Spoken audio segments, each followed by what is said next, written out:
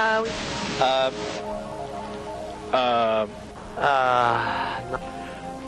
asking me? It's a good question. I don't know. I don't know. I don't really know. Democracy. Democracy. Democracy. A democracy. Democracy. I have no idea. Democracy. Democracy. Democracy. Democracy, yeah. What form? What form of government do we have in the United States? What form of government do we have in the United States? We have a democracy. Democracy. Democracy? Democracy? Democracy. Would I be surprised to find that we don't have a democracy? Yes, yeah. Yes. Well, yeah, I would be surprised. I would be very surprised. Ooh, when was the last time I said the pledge? When's the last time I said the Pledge of Allegiance? About 8 years ago. Oh, probably a year ago. Probably 21 years ago. Do I remember the words? I think I do. I pledge Pledge allegiance to the flag of the United States of America, and to the republic. for which it stands, And to the what? Republic. And to the what? Republic. Republic. Republic? Republic. Because a republic. That's right, and we are a republic. Republic. Republic? Oh, the Republic? The difference. What is the difference between a democracy and a republic? What is the difference between a republic and a democracy? I can't remember its spelling. Jeez, that's a good question. Don't know the answer.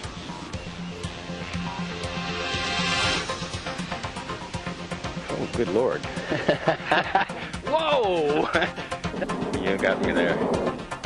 I don't know the answer to that.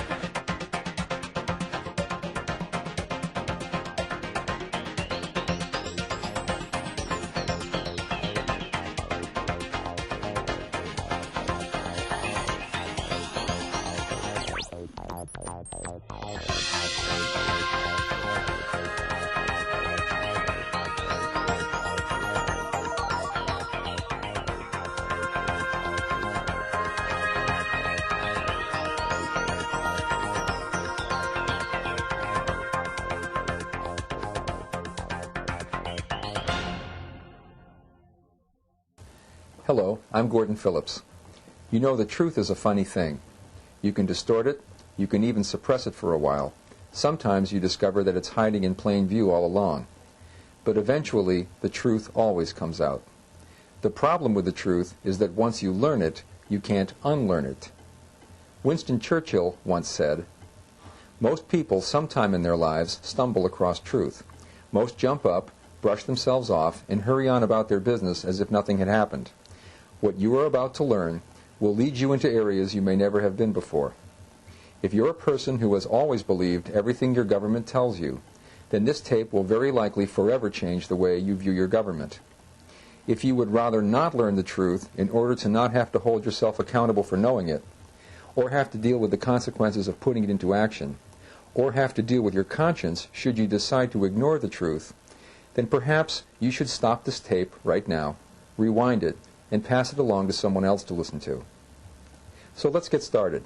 I'll be covering 3 broad areas.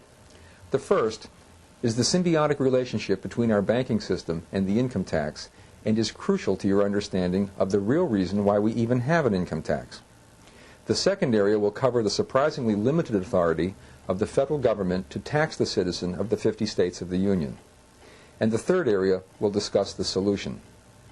I'll introduce you to a patriotic organization of thousands of members nationwide who have learned to free themselves from a lifetime of Pavlovian conditioning and bondage to the IRS through the fear that stems from ignorance of the written law. According to Internal Revenue Manual, Chapter 1100, Section 1111.1, titled Mission, the purpose of the IRS is to encourage and achieve the highest possible degree of voluntary compliance in accordance with the tax laws and regulations.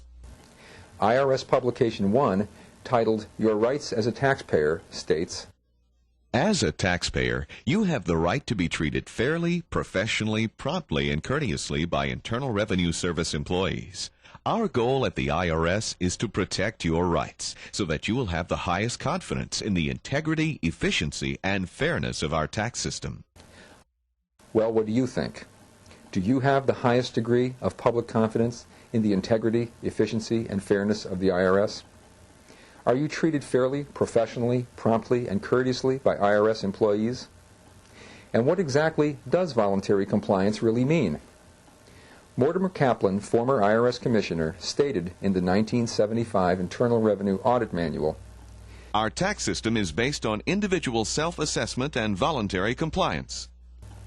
Meaning, assess yourself and volunteer to comply, or we'll seize your property and you may go to jail. For years, the IRS has ruled the American people in a manner many feel is equal only to the Soviet KGB. Fear, bluff, and deception have been the IRS' major weapons. Once it has targeted its victims for audit, investigation, assessment, and seizure, the IRS will try to take three things away from them: their money, their time, and their reputation. Yet IRS Commissioner Margaret Milner Richardson, in her Dear Taxpayer preface to the 1994 Form 1040 Instruction Workbook, stated, and I quote, "I want you to know that the S in IRS represents a commitment to serve you." Now, isn't that heartwarming? It reminds me of the Twilight Zone episode in which apparently benevolent aliens land on Earth and donate a book to mankind titled To Serve Man. When translated, it turns out to be a cookbook. Ms. Richardson goes on to list under customer service standards, "Our goal is to answer your questions accurately." Well, that certainly came as news to me, considering that the IRS will readily admit that it takes no responsibility for the accuracy of the information given out over the phone by its personnel to members of the public who call to get their questions answered. Of the many people I know, including myself, who have ever written a simple question such as, "Dear IRS, could you please cite for me the code section requiring a citizen working within the 50 states to file an income tax return?" To this date, not a single one of us has ever received a single answer, let alone an accurate answer. The IRS simply ignores all such letters. So much for the S in service. So much for being treated fairly, professionally, promptly, and courteously. So much for protecting our rights. Quoting from IRS in Action, former IRS Criminal Investigation Agent Santo Presti reveals, Given the opportunity, the IRS will take the easy way out and grab whatever it can. The IRS does not really care about you or what your future may be. If the IRS does decide to investigate you, it will interview your friends, family, business associates, clients, and customers, and turn them into informants, paid informants. So did Shirley tell the truth? Apparently not.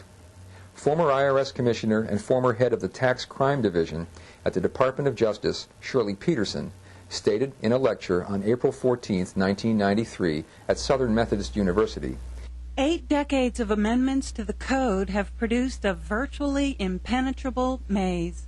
The rules are unintelligible to most citizens. The rules are equally mysterious to many government employees who are charged with administering and enforcing the law.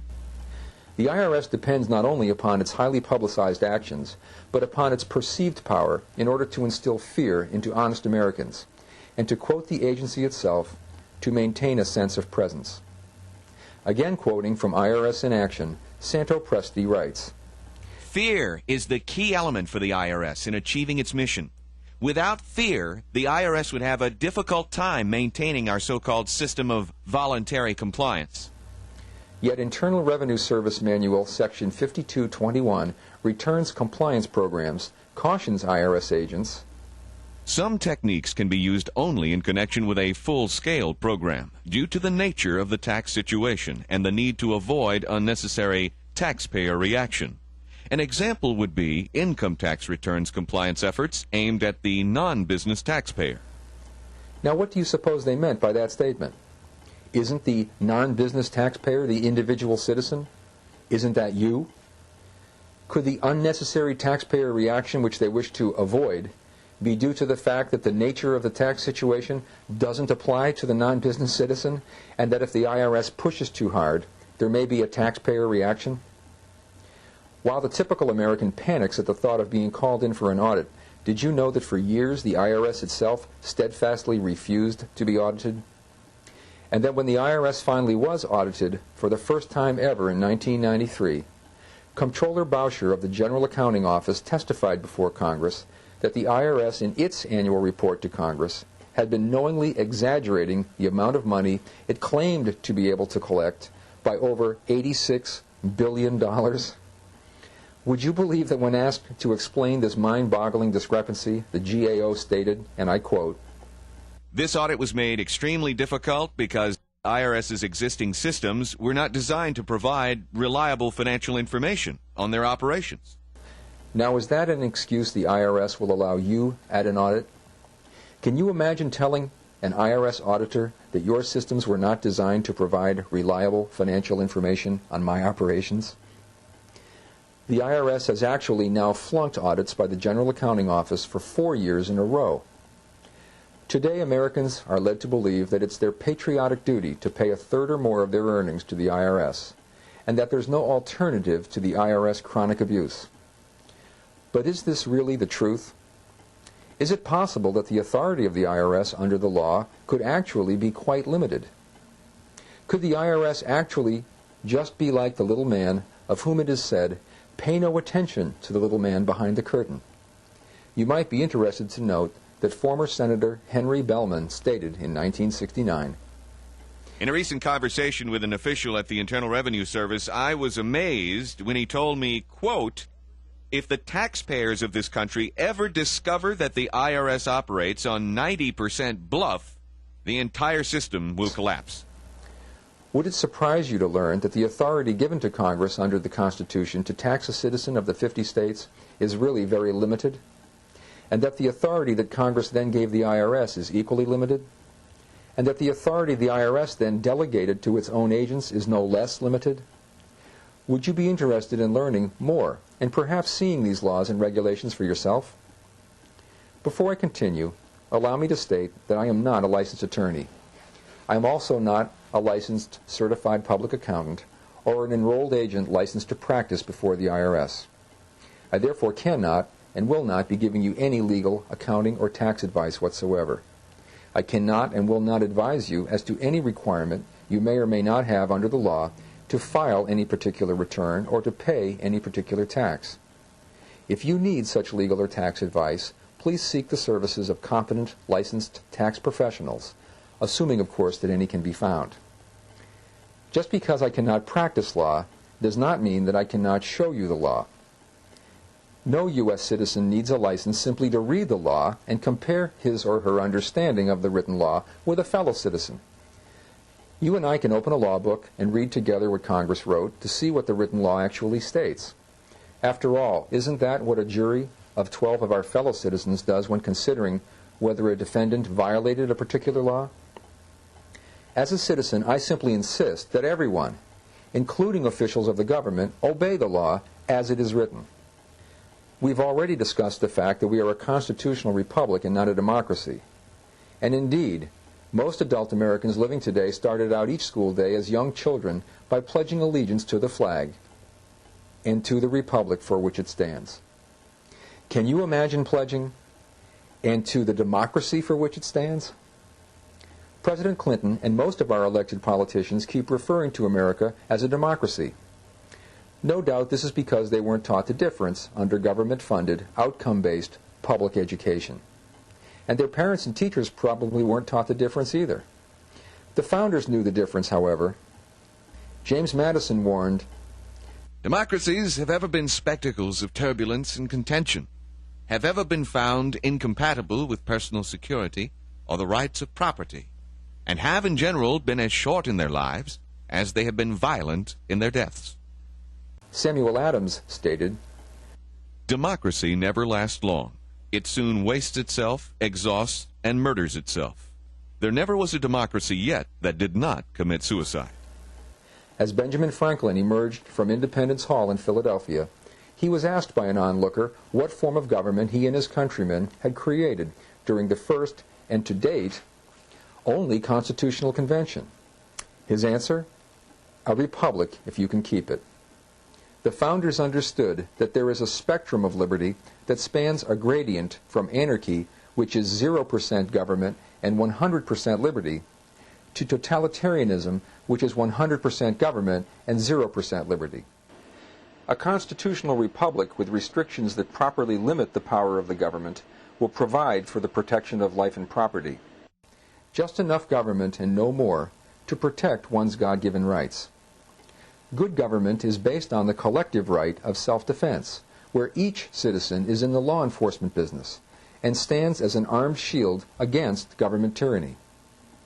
Our founders designed America as a constitutional republic under the rule of written law, not a democracy under the rule of opinion or public policy guidelines. The two forms of government are separated by a vast ocean of difference. As students of history, the founders knew that democracies always degenerate into favoritism, special interest groups, mob rule, and ultimately tyranny, due to a majority of the uninformed public consistently and predictably voting to re-elect those politicians who would guarantee them the redistribution of public wealth. The founders knew that a republic protects minority individuals against a malicious and willful majority. A perfect, if somewhat cynical, definition of a democracy is two ravenous wolves and one sheep voting on what to have for breakfast.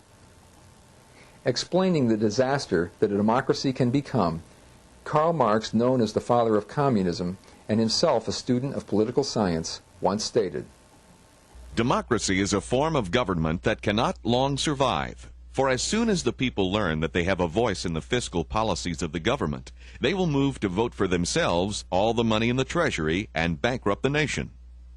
A constitutional republic, on the other hand, vigilantly guarded by an informed and enlightened electorate, and represented not by politicians, but by statesmen, who would tirelessly defend liberty and property, stands a fighting chance of not deteriorating into a democracy. Remember this the next time a TV news reader extols the virtue of the recent imposition of democracy in some emerging nation, or a public figure wants to pick your pocket to make the world safe for democracy. Under a democracy, one can appear to be free, but can never truly be at liberty as under a republic.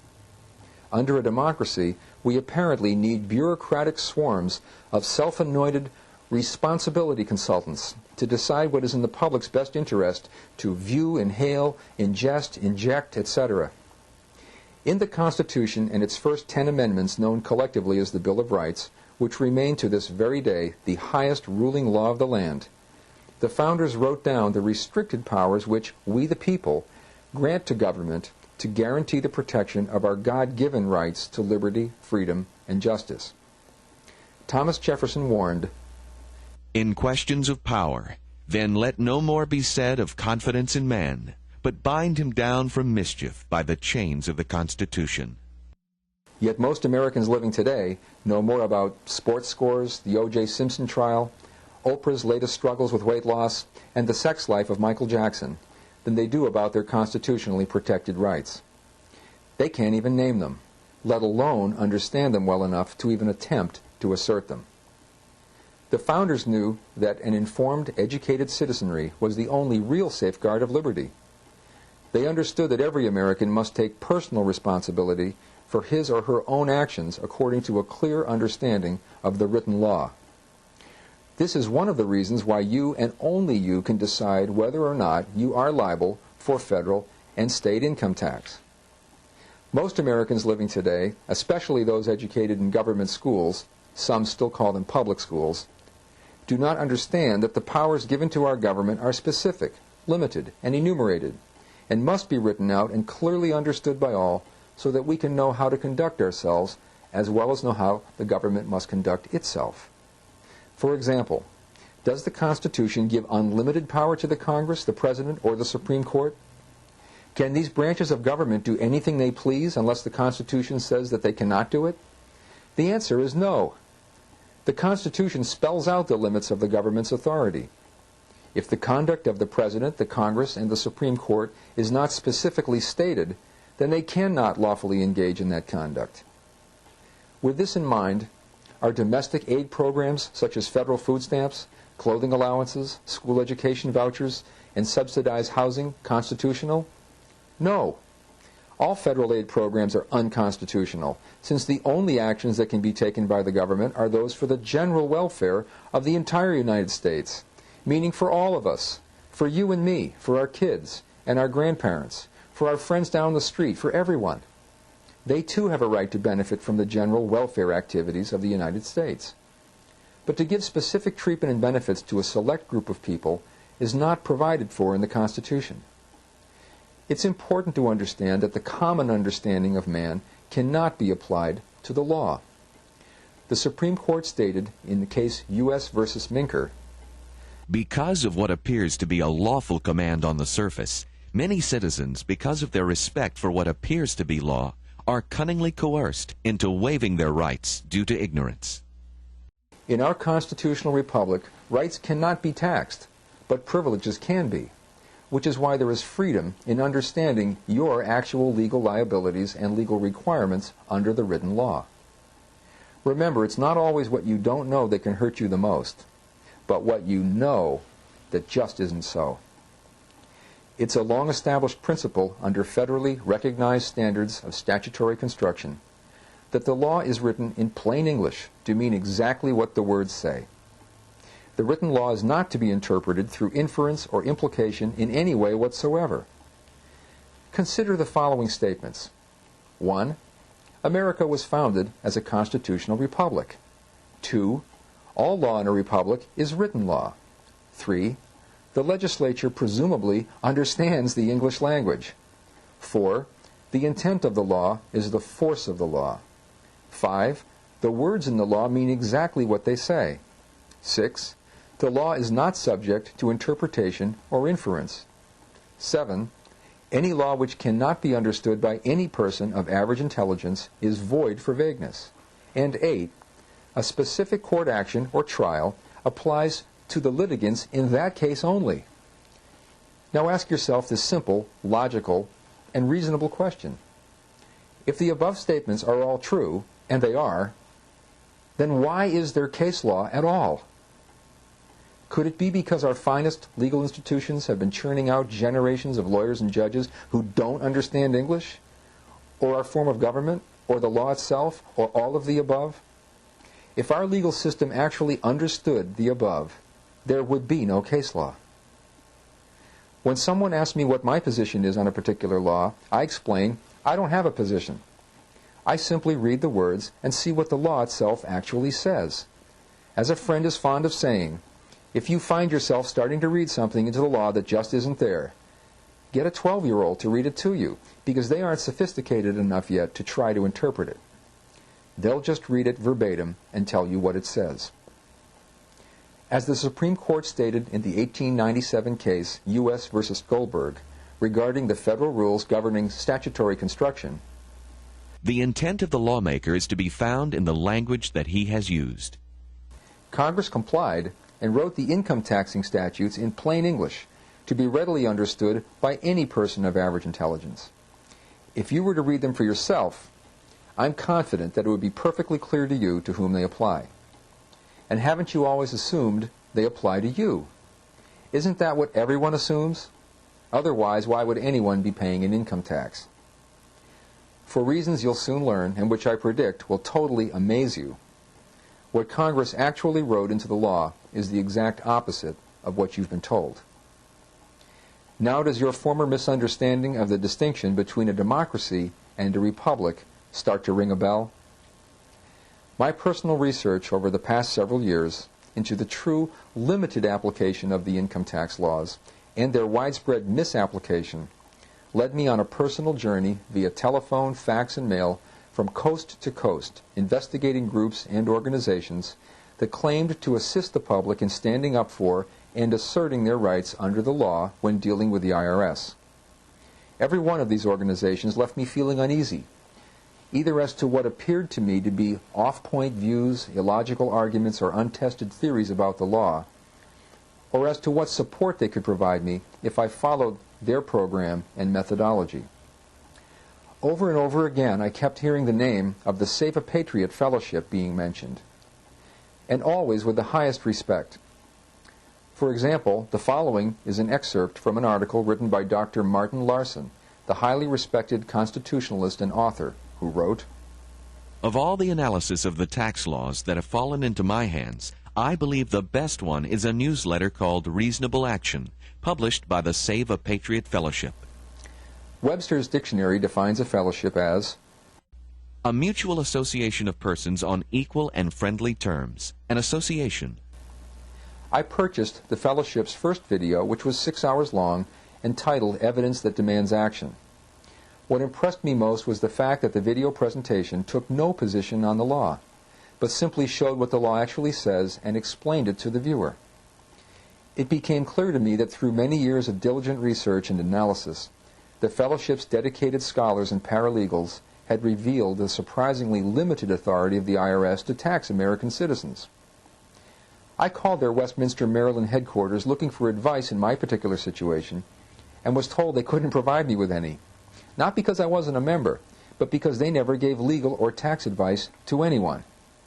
They explained that I was the only person who could determine whether I had a requirement to file a particular return or a liability to pay a particular tax, and that all they could do was to tell me what the law says with regards to me. That made sense to me, and it really got my attention. In the spring of 1995, I traveled to Maryland to visit the fellowship's national headquarters and spend some time with their staff. When I realized how quickly the fellowship was growing and understood the value of the education and support they offered, I returned home, joined as a member, and began ordering and studying the materials they had been making available since opening their doors in 1984. A few months later, I requested and received the independent representative's examination in the mail, passed it, signed the policy agreement whereby I agreed not to misrepresent the law, and thereby became qualified to enroll new members. This opportunity has been truly phenomenal in empowering me to directly and immediately help so many fellow Americans being subjected to liens, levies, and collection activities and otherwise under assault by the IRS. The fellowship today consists of like-minded Americans from every single state of the Union, from Alaska to Florida, from California to Maine, and from every state in between. Each member is committed to returning the government to the constitutionally limited role the founders intended for it.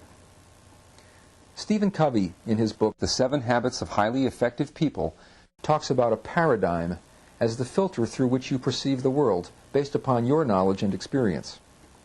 In Lewis Carroll's story, Alice stepped through the mirror and into the looking-glass world, where everything looked the same but somehow different because she had shifted her paradigm. I think that I now have a lot in common with Alice, because I've entered a new world of freedom where nearly everything I was taught my entire adult life by the government and the media about Social Security and the federal income tax turned out to be false. My parents and teachers didn't know because no one taught them either. The truth is indeed stranger than popular misconception. It has been observed many times throughout history that all newly discovered facts that fly in the face of the popular mindset go through 3 phases of scrutiny. 1. The first phase is scorn and ridicule, heaped upon the messenger who delivers the new information. The second phase is skeptical, if begrudging analysis of the new information. And the third phase is universal acceptance, often expressed as, "We knew it all along." Just ask Galileo, who proved the Earth is not the center of the universe, or Christopher Columbus, who later proved it isn't flat either. Americans in the 20th century have been led to believe that everyone is liable for the income tax, whether they like paying it or not, and that if everyone stopped paying their fair share, the government would go broke and collapse virtually overnight after jailing everyone first. But did you know that the majority of the revenues collected by the IRS today do not come specifically from income taxes? Where do the income taxes that are collected actually go? In 1982, President Ronald Reagan formed the President's Private Sector Survey on Cost Control, an independent panel of 160 of the country's top business leaders, headed by Peter Grace, and known as the Grace Commission, in order to find ways to cut federal spending. In their report submitted to President Reagan on January 15, 1984, this commission stated the following: 100% of what is collected is absorbed solely by interest on the federal debt. all individual income tax revenues are gone before 1 nickel is spent on the services taxpayers expect from government. This private blue ribbon panel reported that not $1 of personal income tax collected by the IRS goes to pay for government services, but actually goes to pay the interest on our debt to the Federal Reserve. Now, does that shock and astonish you? And why does there need to be any debt owed to anyone just to create our money supply? Since most Americans have no clue as to who those parties actually are behind the creation and control of our inflationary, debt-based money, they don't understand that the taxes they pay indirectly fuel the very inflation that Congress always uses as the excuse for higher and higher taxes. They're also completely unaware that the graduated income tax we have in America today is the second plank in the 10-plank Communist Manifesto, written by Karl Marx in 1848 as the very blueprint for socialism. T. Coleman Andrews, former Commissioner of Internal Revenue, understood this perfectly, as exemplified in the following quote printed in the May 25, 1956 issue of U.S. News & World Report. I don't like the income tax. Every time we talk about these taxes, we get around to the idea of from each according to his capacity and to each according to his needs. That's socialism. It's written into the Communist Manifesto. Maybe we ought to see that every person who gets a tax return receives a copy of the Communist Manifesto with it, so he can see what's happening to him. Norman Thomas, for many years the U.S. socialist presidential candidate, once stated, "The American people will never knowingly adopt socialism, but under the name of liberalism, they will adopt every fragment of the socialist program until one day America will be a socialist nation, without knowing how it happened." If you place a frog in a pan of water and slowly heat it, the frog will be cooked to death without ever knowing what happened. But drop that same frog into a pan of boiling water, and it will jump right out. Several generations of Americans have been made drowsy in a pot of slowly warming socialism, masquerading as liberalism, and are now nearly fast asleep. I believe it was the former premier of the Soviet Union, Nikita Khrushchev, who stated that communism was merely socialism in a hurry. A 1983 study by the Joint Economic Committee of Congress indicated that the top 1% of the U.S. population own more than a third of the entire country's wealth.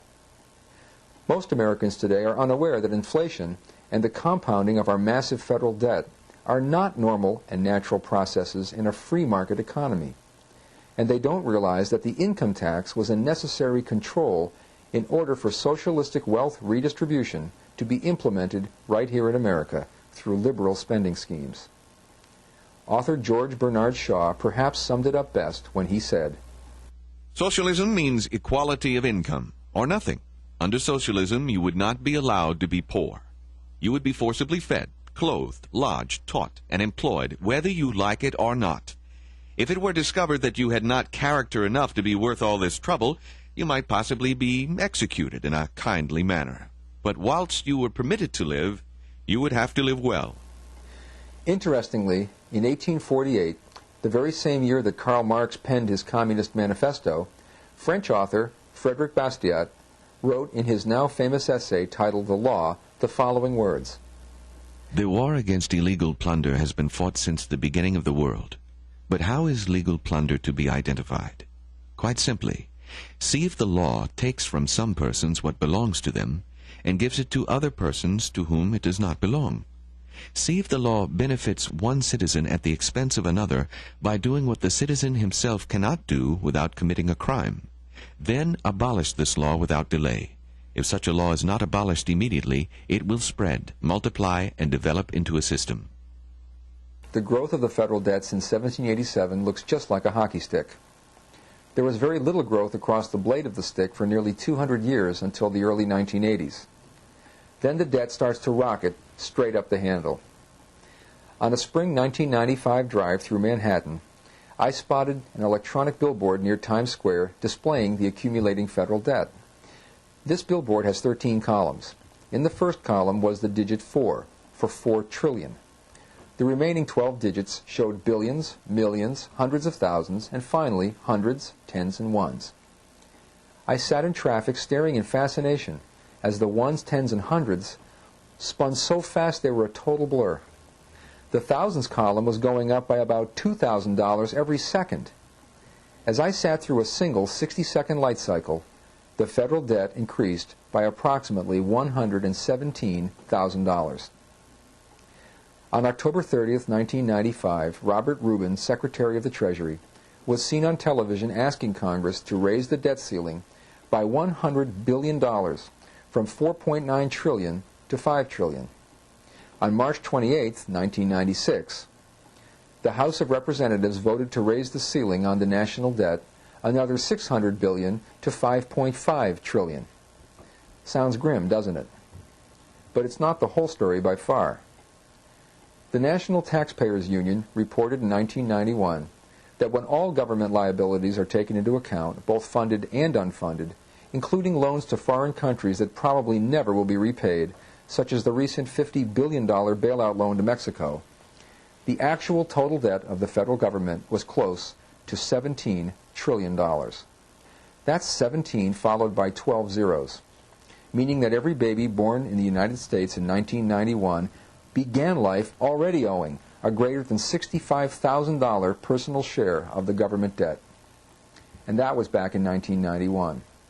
It's now 1996. Does this concern you? Do you have children or grandchildren? And what do you think each share of that newborn debt burden has risen to today?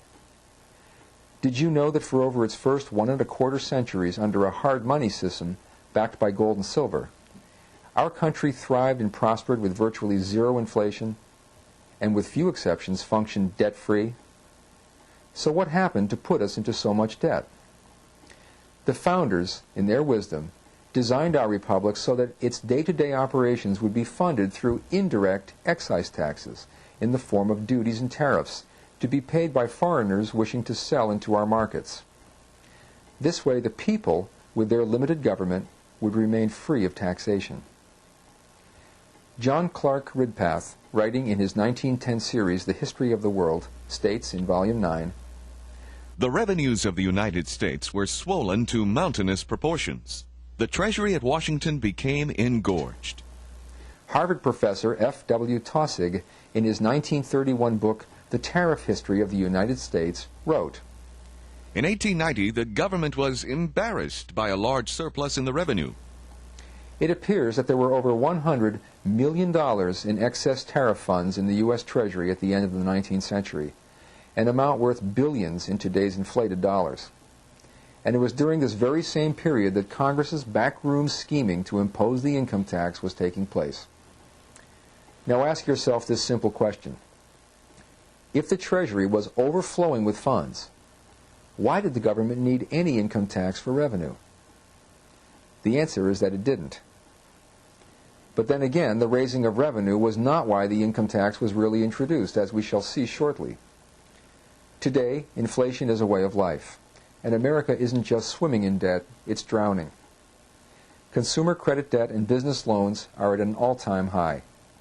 Many state and city governments are nearly broke, and Orange County, California recently declared bankruptcy. Everyone knows that borrowing results in debt, but does anyone know what it is that is actually being borrowed? Is it credit or is it money? And is there any difference? What exactly is money? A medium of exchange, a store of value, evidence of credit or debt, or all of these? Inflation is where each newly printed paper dollar reduces the value of all the others already in circulation. Gold and silver, on the other hand, represent a finite amount of stored value that has been mined and refined through the toil and sweat of human labor and cannot simply be printed into existence as needed. The founders expressly stated their firm desire never to allow a paper currency here in America. According to the records of the Constitutional Convention, the suggestion that the federal government be given the power to emit bills of credit, meaning to issue paper money, was angrily denounced and voted down. The founders' own experience with the then recent hyperinflation and collapse of the paper continental dollar combined with their knowledge of the inflationary history of central governments in England and Europe, had taught them that rulers inevitably resort to the printing press to create as much new money as needed until their inflated paper currencies become worthless. They knew that paper money is artificial money, unlike gold and silver, which are valuable, durable, and limited in supply. Daniel Webster issued the following warning. Of all contrivances for cheating the laboring classes of mankind, none has been more effective than that which deludes them with paper money. John Adams wrote in a letter to Thomas Jefferson in 1787, All the perplexities, confusion, and distress in America rise not from defects in their Constitution or Confederation, not from want of honor or virtue, so much as from downright ignorance of the nature of coin, credit, and circulation. The founders emblazoned their clear understanding of the necessity of a stable commodity money in the form of gold and silver by explicitly stating in the Constitution, under Article 1, Section 8, that the federal government may coin money and regulate the value thereof, and under Article 1, Section 10, that the states are forbidden to make anything but gold and silver coin a tender in payment of debts. In 1791, President George Washington wrote 2 letters in which he said that if anyone just 2 years earlier had predicted the stunningly fast and enormous improvements in the economy brought about by the gold clause in the Constitution, it would have been considered a species of madness. So has the wisdom of the founders ultimately prevailed in absolutely preventing paper currency from ever appearing again here in America? The green stuff you'll find in your wallet is commonly and erroneously referred to as dollars. But they are not dollars. A dollar, like a ton, a gallon, or a mile, is a unit of measure. The Free Coinage Act of 1792 specified that United States money be gold or silver coin, with the denomination to be based on weight. A dollar was specifically defined as 25.8 grains of gold, or 412.5 grains of silver. Title 12 of the United States Code at Section 152 states, Lawful money of the United States shall be construed to mean gold and silver coin. So what are those paper bills in your wallet a dollar of? Paper? Due to constant borrowing and inflation, our federal government is now the largest debtor on the planet. But to whom is this debt actually owed? If the government is the actual party that's printing all the money and owes the debt to itself, then why can't it just forgive itself its own debt and cancel it? Now that's a good question, isn't it? Apparently it isn't able to do this, or every sane person in Congress, and there are a few, would be calling for such immediate action. So then who does the government owe the debt to? And why, as the Grace Commission discovered, does the income tax go to pay the interest on our debt to the Federal Reserve? The following statement is from President Abraham Lincoln, spoken shortly before his death, and just after the passage of the National Banking Act of 1863. I see in the near future a crisis approaching. It unnerves me and causes me to tremble for the safety of my country.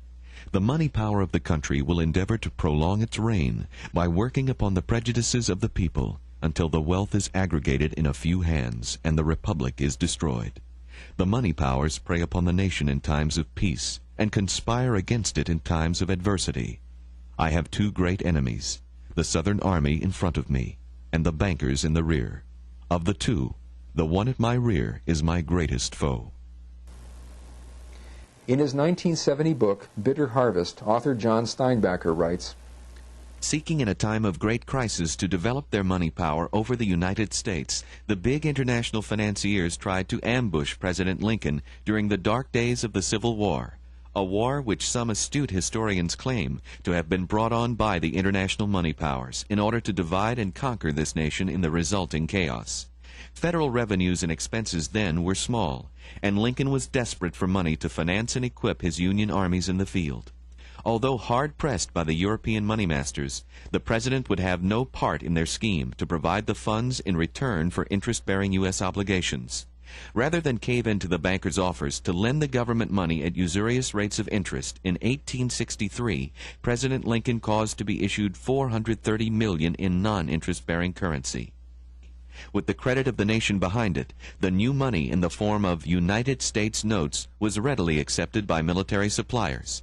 Abraham Lincoln was killed over his insistence that the United States should coin its own money, rather than turn that right over to the international money changers. As author Charles Norburn wrote in his book, Honest Money, the bankers in the nation's hour of need demanded 28% yearly interest. Lincoln would not yield to the bankers' demands. Instead, he persuaded Congress to pass the Act of July 17, 1861, allowing the United States government to print its own notes and pass them into circulation. After issuing debt-free United States notes to become known as Lincoln greenbacks, and there are still some in circulation today, President Lincoln was assassinated by John Wilkes Booth. Upon the death of Abraham Lincoln, Bismarck, then the Chancellor of Germany, made the following comments.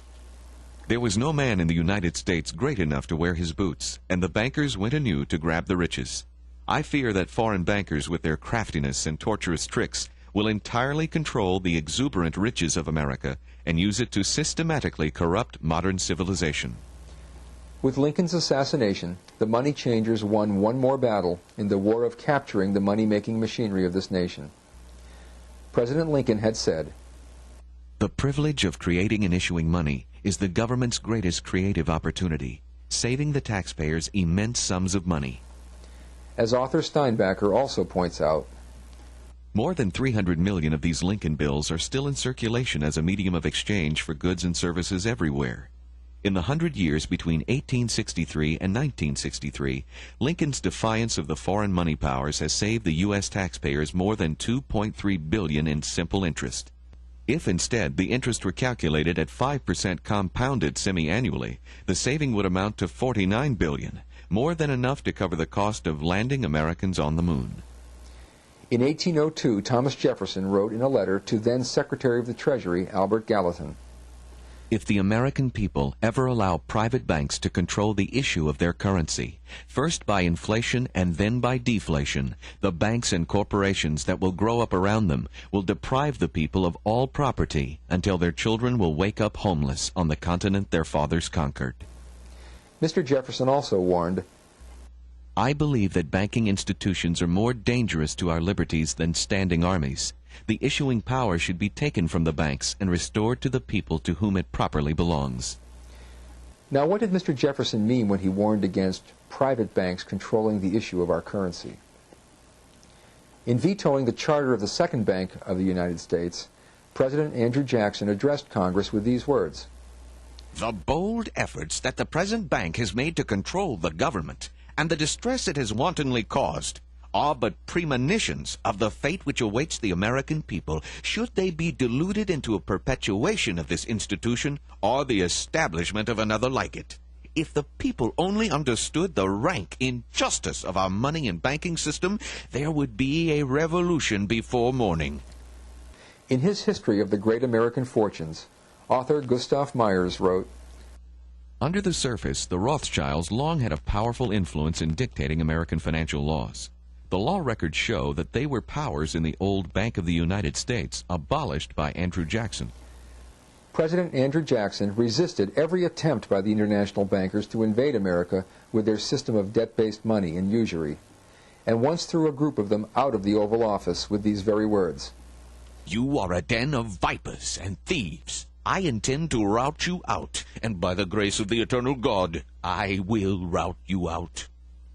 He did so and entirely eradicated the federal debt, creating a large federal surplus of money before his presidency ended. President Jackson also stated, "If Congress has the right under the Constitution to issue paper money, it was given to be used by themselves, not to be delegated to individuals or corporations." Do you suppose it would be in the self-interest of the Federal Reserve System to attempt to disparage such a vocal opponent of debt-based paper money as Andrew Jackson?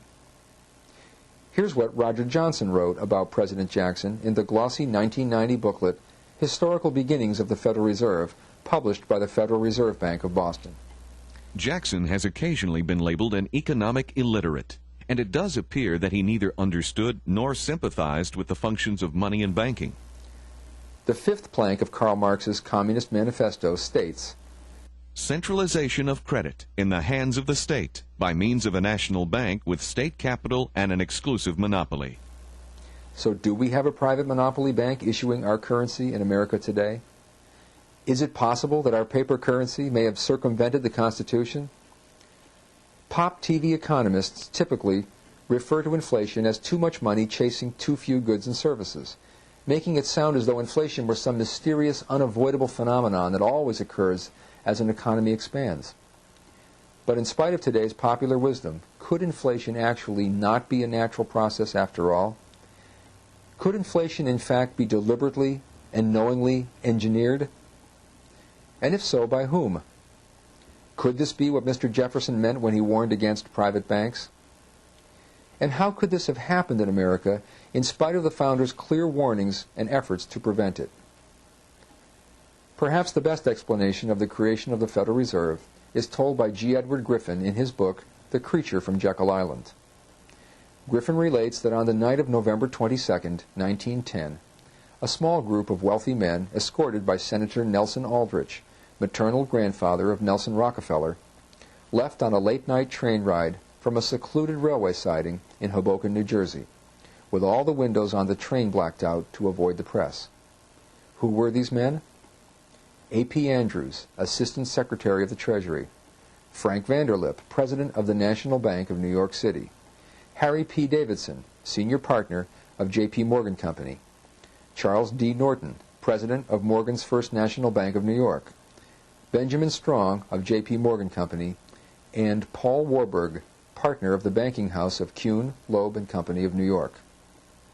These men represented the world's wealthiest banking interests, including European dynasties which had long held private banking control over the creation of money and inflation in their own countries, and to this day still control an enormous percentage of the world's wealth.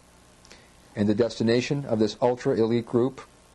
The private Jekyll Island estate of John D. Rockefeller. And the purpose for their secret journey? To set up a private central bank right here in America to create our money supply for us and then charge us interest just to use it. Frank Vanderlip admitted 25 years after the fact in the February 9, 1935 issue of the Saturday Evening Post as follows. There was an occasion near the end of 1910 when I was as secretive, indeed as furtive, as any conspirator, our secret expedition to Jekyll Island as the occasion of the actual conception of what eventually became the Federal Reserve System.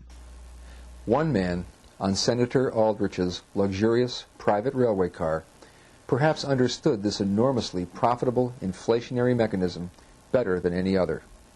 Sent to America to directly represent the Rothschilds, the powerful European dynasty that virtually owned the Bank of England, Britain's central bank, Paul Warburg emigrated to the U.S. in 1902. He married Nina Loeb, the daughter of Solomon Loeb of Kuhn, Loeb and Company, the most powerful international banking firm in the U.S. at that time, and later became a partner in the firm, working with Nelson Aldrich on banking reform. Baron Rothschild, patriarch of the Rothschild family during the early 1800s, had once commented, "Permit me to issue and control a nation's money, and I care not who makes its laws." John Hublin, the first governor of the Bank of England, had revealed the banker's secret when he confessed, "We will charge interest on money which we create out of nothing." President James Garfield once stated, "Whoever controls the volume of money in any country is master of all its legislation and commerce." Paul Warburg completed his mission. During that 10-day meeting on Jekyll Island, he almost single-handedly wrote the Federal Reserve Act to create the system of debt-based paper money and inflation we have today. Warburg insisted that the name central bank be avoided at all costs.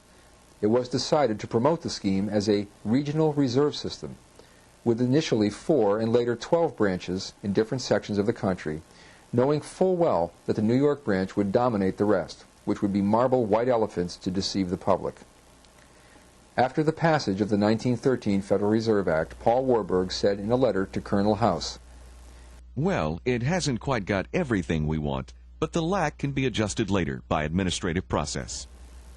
The Federal Reserve System, America's new private central bank, was modeled almost precisely after the Rothschilds' Bank of England and Germany's Reichsbank, the central bank which controlled money and credit in Germany and whose principal stockholders were members of the Warburg family. In Billions for the Bankers, Debts for the People, author Sheldon Emery writes, An economic conquest takes place when nations are placed under tribute without the use of visual force, so the victims don't realize that they've been conquered. The conquest begins when the conquerors gain control of the monetary system of the nation.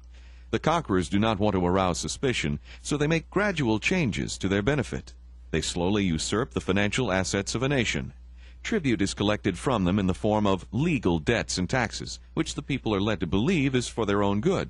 Although this method is much slower than a military conquest, it is longer lasting because the captives do not see any military force used against them. The people are free to participate in the election for their rulers, although the outcome is manipulated by those in control. Without realizing it, a nation is conquered. Their wealth is transferred to their captors, and the conquest is complete. The powerful European families who had backed England's losing military effort during the Revolutionary War would now patiently regain the American colony without firing a single shot. 3 years after that still secret meeting, a mere handful of legislators consisting of men like Senator Nelson Aldrich and Congressman Carter Glass of the Jekyll Island crowd rammed Glass's version of the Federal Reserve Act through Congress after the opposition had already gone home for the holidays. As author Debbie Kidd states in her booklet, Why a Bankrupt America, these individuals handed over America's future and our economic system to a handful of private domestic individuals and foreign banking interests. Our founding fathers would have shouted, treason.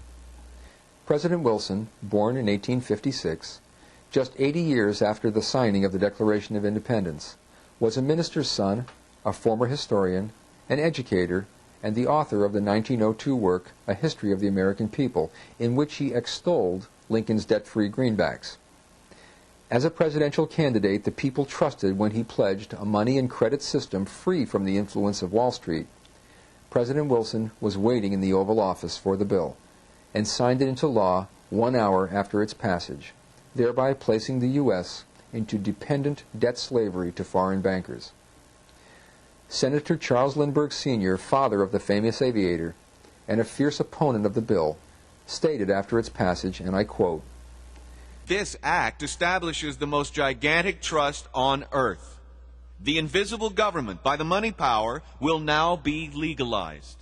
The new law will create inflation whenever the trust want inflation. From now on, depressions will be scientifically created. Today, the dollars in your wallet or pocketbook say Federal Reserve Note. But are they really federal? Or could they be privately issued? Are there any actual reserves? And are these bills of credit, to quote the founders, really notes in the legal sense? It may surprise you to learn that the Federal Reserve is not a government agency, but is in fact a private, for-profit banking corporation. Skeptical? In a 1921 speech before the Washington Chamber of Commerce, William Harding, governor of the Federal Reserve Board, stated, From a legal standpoint, these banks are private corporations organized under a special act of Congress, namely the Federal Reserve Act. On June 24, 1982, in the case Lewis versus the United States, the Ninth Circuit Court acknowledged this fact. To quote the court, We conclude that the Federal Reserve Banks are not federal, but are independent, privately owned, and locally controlled corporations without day-to-day direction from the federal government. In other words, the Federal Reserve is no more federal than Federal Express. Federal Reserve banks are not listed in the Blue Pages section of their local telephone directories, along with government agencies. You'll find them instead in the White Pages, where private businesses are listed. The Federal Reserve takes in approximately $1 trillion annually, yet due to the special exemption given to them by Congress, pays zero federal income tax. They pay no state income tax either, just property taxes on their buildings, and have never to this day been audited by the General Accounting Office. Why not? Because Congress doesn't have the power to audit them, and they know it. As Wright-Patman, the ex-chairman of the House Banking Committee, stated in the New York Times on September 14, 1967. In the United States today, we have in effect two governments. We have the duly constituted government, then we have an independent, uncontrolled, and uncoordinated government in the Federal Reserve System, operating the money powers which are reserved to Congress by the Constitution. The Federal Reserve System has never been subjected to a complete independent audit. It refuses to consent to an audit by the General Accounting Office. In July 1996, a Senate Oversight Committee chaired by Alphonse D'Amato examined the Federal Reserve System for the first time, noting a few discrepancies, but totally avoiding and ignoring any meaningful examination of the fiat creation of our money. To this very day, the vast majority of the Federal Reserve System's Class A voting stock is still held by the same syndicate of wealthy international banking families that was represented on Jekyll Island back in 1910. So is it any surprise that the proceedings of the Fed are kept secret even from the President and Congress? The Federal Reserve currently buys our paper currency from the U.S. Treasury for approximately 3.8 cents per bill, regardless of denomination. These bills are then backed at full face value by government bonds bearing interest that is paid by, you guessed it, your taxpayer dollars. As for reserves, haven't you always believed that bank loans are made from the savings of former depositors? It may surprise you to learn that through the magic of fractional reserve banking, new loans are literally created out of thin air, merely through the act of recording them as assets on the bank's ledgers. A publication issued by the Boston Federal Reserve Bank called Putting It Simply states, "When you or I write a check, there must be sufficient funds in our account to cover that check. But when the Federal Reserve writes a check, it is creating money." The booklet titled Modern Money Mechanics, published by the Federal Reserve Bank of Chicago, states, "Intrinsically, a dollar bill is just a piece of paper." But my personal favorite comes from Art Rolnick, chief economist for the Minneapolis Federal Reserve Bank, who, when recently asked what the nation's central bank produces, answered, "We make money the old-fashioned way. We print it." During testimony before the House Banking and Currency Committee, the following exact conversation took place between Congressman Wright-Patman and Mariner Eccles, then chairman of the Federal Reserve Board. Mr. Patman asked, "Mr. Eccles, how did you get the money to buy these $2 billion of government bonds?" Mr. Eccles answered, "We created it." Mr. Patman then asked, "Out of what?" And Mr. Eccles answered, under oath, "Out of the right to create credit money." A recent publication titled Government Securities, published by the U.S. Bureau of Engraving, states, "The Bureau has the power to create money and almost any amount of it. The only limiting factors are the speed of the presses and the public's willingness to accept it." Americans who first learn of this have a hard time comprehending that our total money supply is backed by nothing but debt, and that if all borrowers were to pay back all loans all at once, there would be no money left in existence. In short, all of our money would disappear. Surprised? Robert Hemphill, the credit manager of the Federal Reserve Bank in Atlanta, stated it this way in a foreword to a book entitled 100% Money by Irving Fisher. If all bank loans were paid, there wouldn't be a dollar of coin or currency in circulation. Someone has to borrow every dollar we have in circulation. We are absolutely without a permanent money system. What's worse, the money to repay the interest charged on a new loan doesn't even exist at the time the loan itself is issued.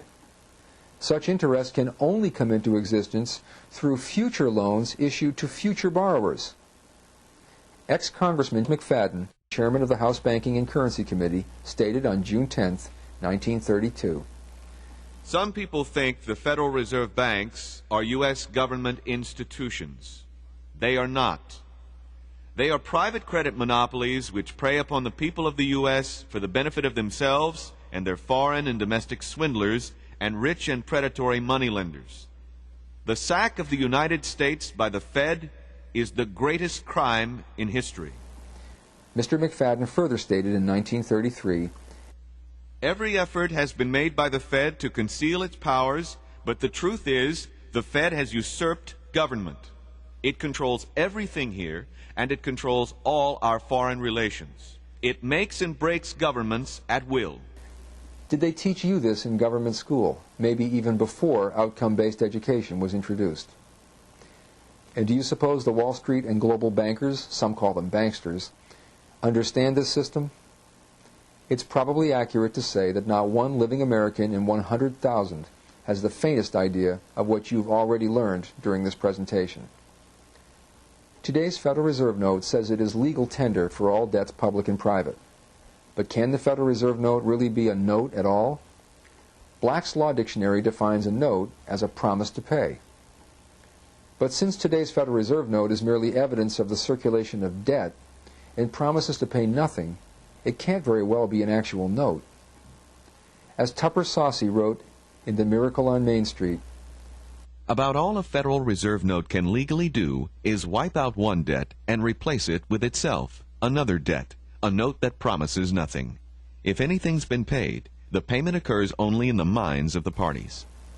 The great modern libertarian, Professor Murray Rothbard, wrote, The best way to penetrate the mysteries of the modern monetary and banking system is to realize that the government and its central bank act precisely as would a grand counterfeiter. Is it possible, then, that a mortgage, for example, paid in Federal Reserve notes and considered discharged under the Uniform Commercial Code, has actually not been paid at all in the constitutional sense, since nothing of lawful substance has been tendered? Since the Federal Reserve note is lent into circulation by a private for-profit banking cartel and not spent into circulation by our duly constituted government, could it be that generations of American taxpayers since 1913 have actually paid trillions of dollars in interest on the federal debt to international bankers? Could it also be that all the goods and property purchased in the U.S. since 1913 with these privately issued notes are actually just collateral to this international banking dynasty? The Federal Reserve System, the private issuers and owners of our money supply, take what started out as rag linen paper, feed it through a printing press, and then lend this stationery into existence in the form of home mortgage or business loans. The banks charge daily compound interest on these loans such that, over the course of 30 years, in the case of a typical mortgage, the amount of the original loan will be repaid 3 times over. If your monthly mortgage payment is $1,000 with $950 in interest charges and just $50 going to repay principal, then you have just spent $950 in 1 month to rent the use of just $50. When the bank forecloses upon the hapless owner who cannot make the principal payments plus usury, it takes into its possession a real tangible asset that has literally been converted into real worth out of nothing but a ledger entry. Now multiply this by the trillions of dollars loaned to billions of borrowers by central banks worldwide for centuries, and you have some idea of who really runs most of the world. Such wealth, incomprehensible to the average person, makes billionaire Bill Gates look like a third grader with a lemonade stand. So have we experienced the inflationary devaluation of our currency that the Founding Fathers and so many others so vehemently warned against? Kenneth Gerbino, former chairman of the American Economic Council, stated, Historically, the United States has been a hard money country. Only since 1913 has the United States operated on a fiat money system. During this period, paper money has depreciated over 87%. During the preceding 140-year period, the hard currency of the United States had actually maintained its value. Wholesale prices in 1913 were the same as in 1787.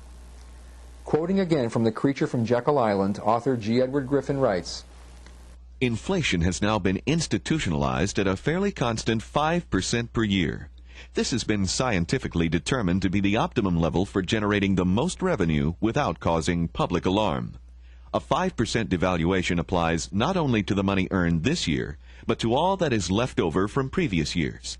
At the end of the first year, a dollar is worth 95 cents. At the end of the second year, the 95 cents is reduced again by 5%, leaving its worth at 90 cents, and so on.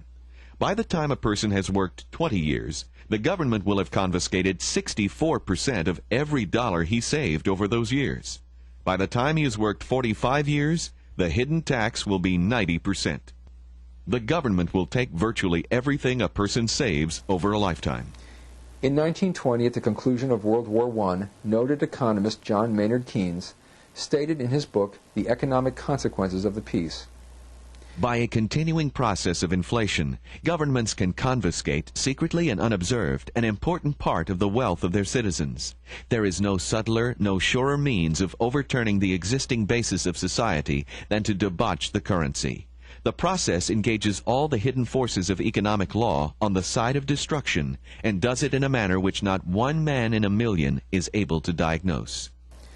Today's Federal Reserve note will purchase less than 10 cents of what it would buy as recently as 1940.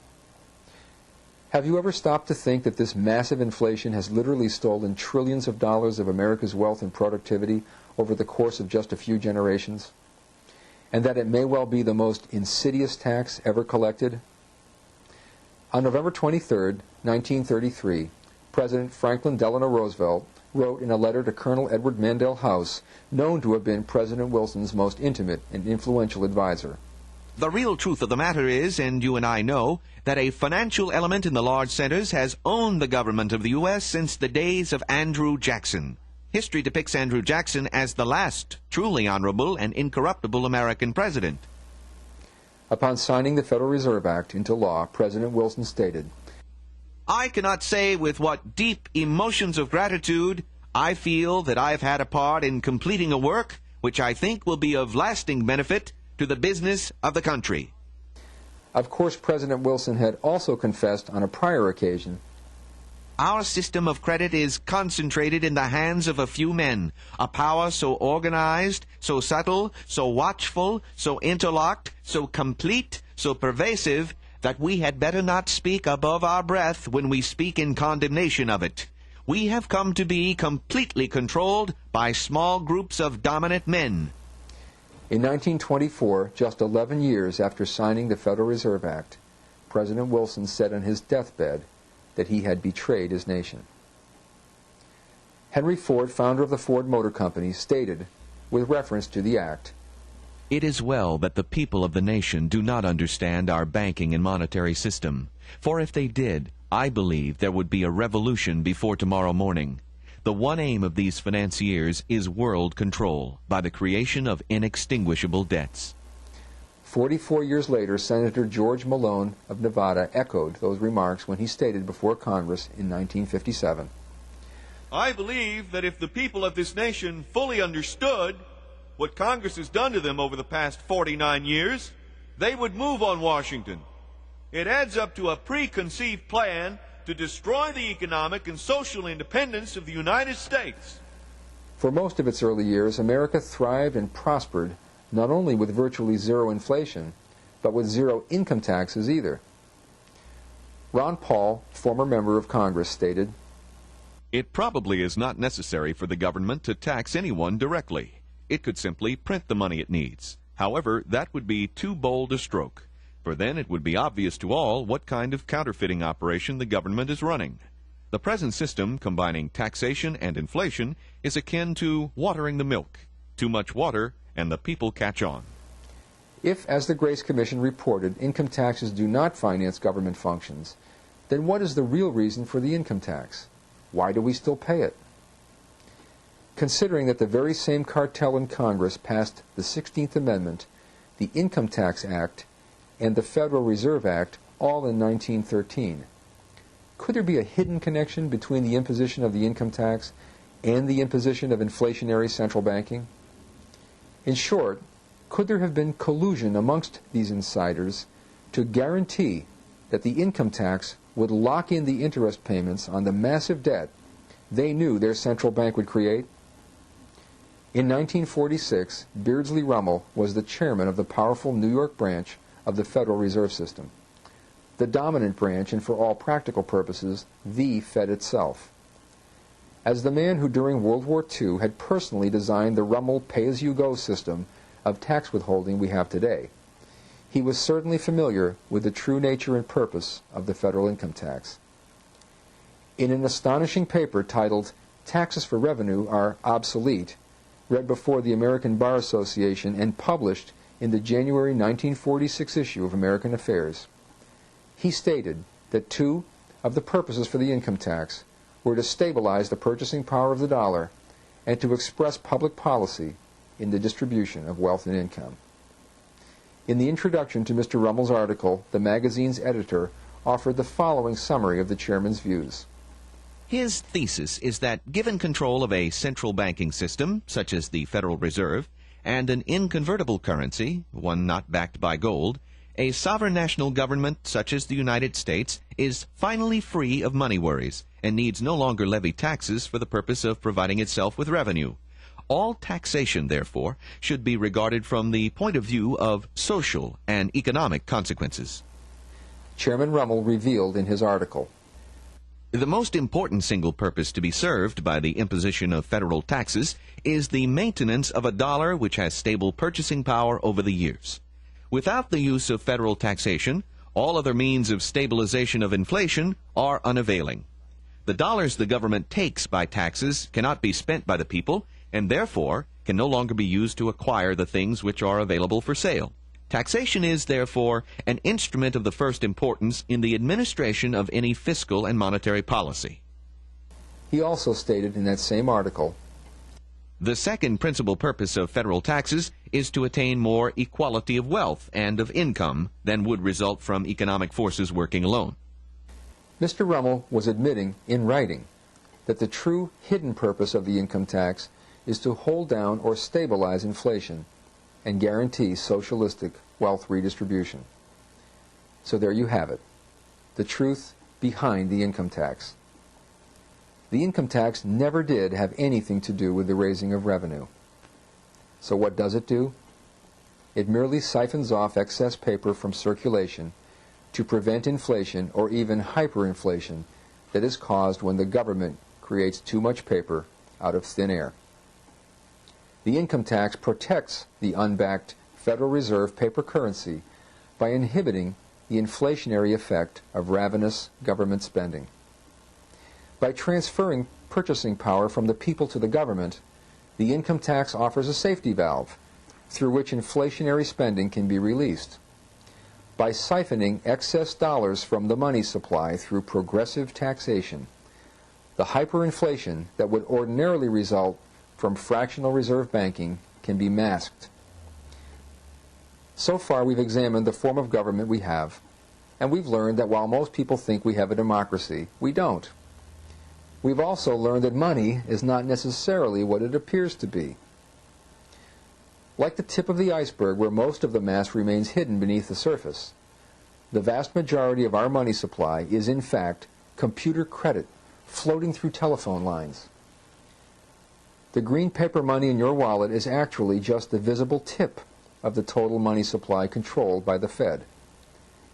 Americans today are awakening to the realization that paper money, while perhaps in some ways convenient, is in fact used to centralize wealth in the hands of those who control its supply and is destructive of true liberty. Since paper money necessitates an income tax in order to prevent hyperinflation, we need to examine the method that's used to siphon off this excess paper. And as you may have guessed by now, the income tax is not what it appears to be. To understand how the income tax is applied, we need to look at the legal authority of the IRS to tax U.S. citizens living and working within the 50 states. Keep in mind that the Constitution protects the rights of these citizens. Therefore, the Internal Revenue Code must be written in such a way as to remain constitutional. All United States laws written by Congress are codified into 50 titles of law, each covering a different category of laws relating to education, the military, banking, and so forth. These 50 titles encompass what is known as the United States Code, abbreviated as USC, and can be read by the public at any law library. Title 26 comprises the entire Internal Revenue Code. Many tax professionals and even tax attorneys mistakenly view the Internal Revenue Code as a series of code sections that run from beginning to end much like a telephone directory. That is totally inaccurate. The Internal Revenue Code is not applied generally, and one cannot comprehend the code without first having a clear understanding of its structure and subdivision. The code currently consists of 100 chapters comprising 9,806 code sections, compartmentalized as of this year into 11 subtitles. The first 5 subtitles, A through E, each cover distinctly different categories of tax. Subtitle A is the income tax. Subtitle B is estate and gift taxes. Subtitle C, the employment tax. Subtitle D is miscellaneous excise taxes. Subtitle E is alcohol, tobacco, and certain other excise taxes. Subtitle F is procedure and administration, which includes the definitions of various legal terms as used within the code. Subtitles G through K cover miscellaneous topics such as the financing of presidential election campaigns, etc. Each subtitle is a totally distinct and separate body of law unto itself. The application of each subtitle is found to be confined within its respective chapters, meaning that the liability and enforcement provisions confined within one subtitle do not extend to the enforcement of law in some other subtitle. Under the law, for one to become liable for the payment of any given tax, one must first be made legally subject to that tax. In other words, the tax must first be imposed by Congress, and the liability for the tax must arise from a specific written statute as expressed by the intent of the legislature. So if, for example, you're involved in the manufacture of alcohol, you become the subject of the excise tax on the privilege of being associated with that activity, and are thereby made liable for the payment of the alcohol tax. The same is true with regards to the manufacture of tobacco products. Perhaps you've seen the excise tax stamps on a package of cigarettes or on a bottle of liquor. However, if you are not involved in either of the activities, you are not liable for the payment of the tax associated with them. Just imagine if you were to receive a letter from the IRS claiming that you failed to file a return to report the number of bottles of whiskey you had just manufactured, and demanding payment from you of $20,000 in unpaid alcohol excise tax. Would you immediately begin arguing the amount of the bill? Wouldn't you instead protest that they were writing to the wrong person, and that you had never been involved in that activity, and therefore could not possibly owe a penny of alcohol tax, let alone what the IRS claimed you owed? Well, what about income taxes? What about employment taxes? If you're like most Americans, you've probably always assumed that you had a liability to pay those taxes. But then you also assumed that you lived in a democracy.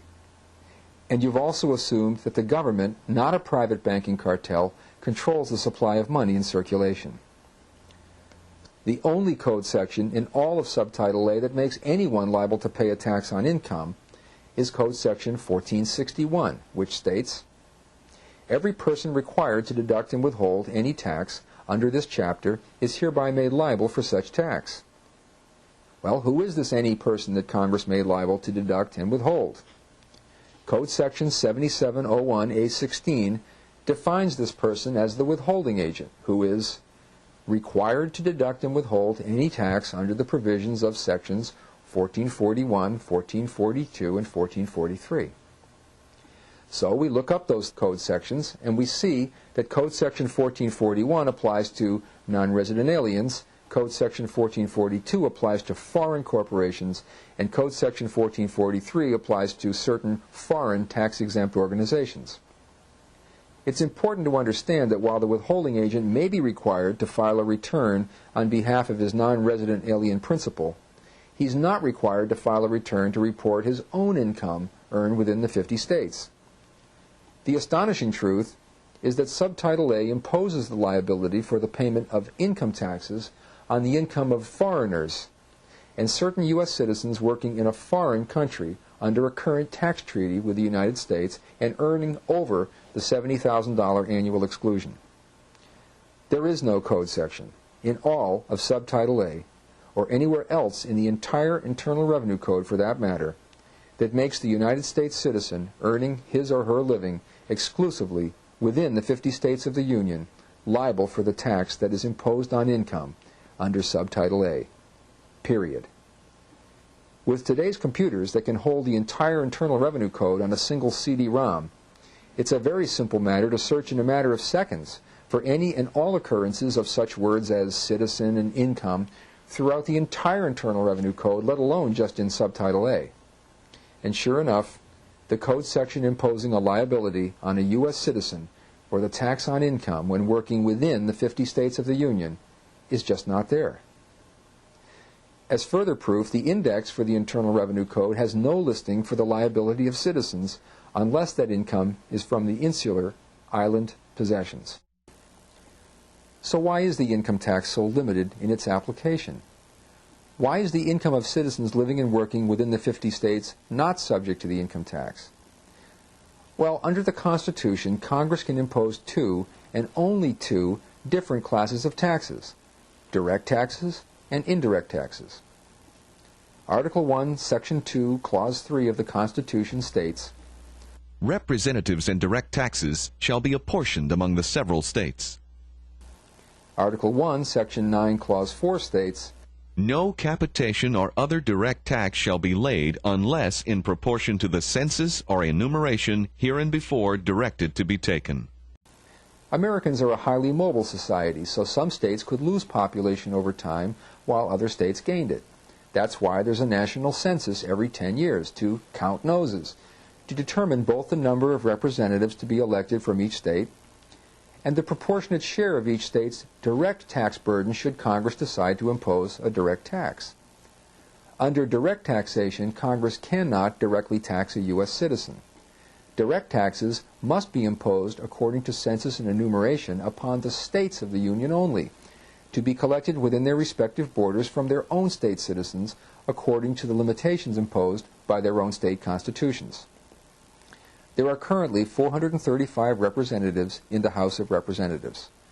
If, for example, Congress decided to pass a direct tax to raise, say, $435 million, the governor of a state with 10 representatives would receive a bill from Congress for 10 435ths of that $435 million, or $10 million. The only other type of tax Congress can impose is an indirect tax, which under Article 1, Section 8, Clause 1 of the Constitution states, The Congress shall have power to lay and collect taxes, duties, imposts, and excises. But all duties, imposts, and excises shall be uniform throughout the United States. Two examples of constitutionally uniform excise taxes are the federal excise tax you pay on each gallon of gasoline you pump and on each long-distance telephone call you make, regardless of which of the 50 states you're in. Keep in mind that all indirect taxes are avoidable in nature. If you don't want to pay the tax, don't participate in the activity associated with the tax. For example, to avoid the federal excise tax on gasoline, don't pump gas, ride a bike instead. To avoid the federal excise tax on long-distance telephone service, write a letter. Direct taxes, however, are not avoidable. Now let's try to determine the nature of the taxes you've been paying each April 15th to the IRS. Are they direct or indirect? Keep in mind that an income tax is not a tax on you as a person. It's a tax on income. Income is inanimate. It cannot reach into its own pocket to pay the tax on itself. Someone has to be made liable for its payment. The question is, who is made liable? Well, we've already seen who's made liable, the withholding agent. And who is he required to withhold from? Those whose income is subject to the tax. And who is that? Foreigners. And why is that? Because the property of foreigners is not protected by the Constitution. The Supreme Court ruled in the 1920 case Eisner versus Macomber that income may be defined as the gain derived from capital, from labor, or from both combined. In the case Stapler versus U.S., the High Court ruled that income is not a wage or compensation for any type of labor. In Doyle versus Mitchell Brothers, the High Court ruled, Whatever difficulty there may be about a precise and scientific definition of income, it imports something entirely distinct from principal or capital, either as a subject of taxation or as a measure of the tax, conveying rather the idea of gain or increase arising from corporate activities. We must reject the broad contention that all receipts, everything that comes in, are income. In Connor versus the United States, the High Court ruled, if there is no gain, there is no income. Congress has taxed income, not compensation. In 1894, Congress tried to get away with imposing a direct tax on the property of U.S. citizens by passing the Income Tax Act of 1894. On May 20th, 1895, in their decision in Pollock versus Farmers Loan and Trust Company, the Supreme Court rejected this tax since it violated the constitutional requirement of apportionment among the states. To quote the High Court in Pollock, the Constitution prohibits any direct tax unless in proportion to numbers as ascertained by the census, and prohibits Congress from laying a direct tax on the revenue from property of the citizen without regard to state lines. We are of the opinion that taxes on personal property being a direct tax, the income of personal property are likewise direct taxes.